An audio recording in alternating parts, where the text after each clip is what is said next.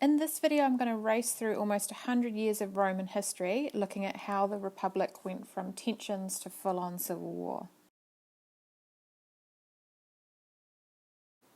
Key questions to focus on in your notes are: 1. What problems was the Roman Republic facing at the end of the 1st century BC?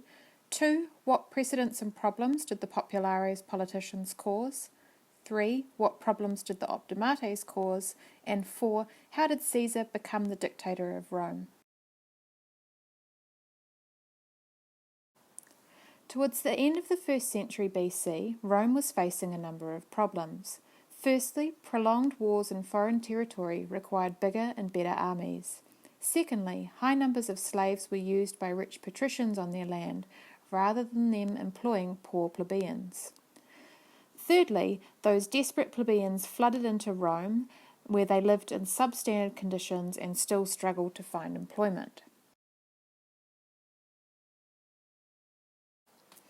A number of populares politicians came into conflict with the optimates who dominated the Senate. They were trying to make changes, but those changes would have a detrimental effect on the privileged position of the patricians. The Gracchi brothers, Tiberius and Gaius, set the precedent of bypassing the Senate rather than consulting them, and took their laws directly to the assemblies for voting. This led to their assassination. Later, Marius made the army professional, allowing the landless poor to have careers in the military.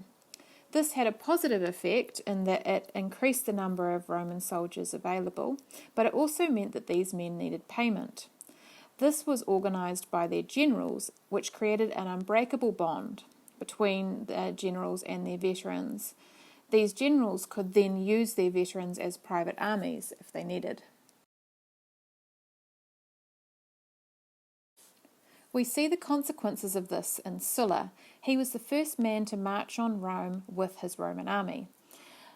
Sulla was an optimates politician who created a number of reforms to restore the balance of power back towards the Senate. This, however, had a negative effect. It pushed back together three powerful individuals named Crassus, Pompey, and Caesar. They formed an alliance called the First Triumvirate. Together they used their wealth, military power, and popularity among the commoners to undermine the Senate.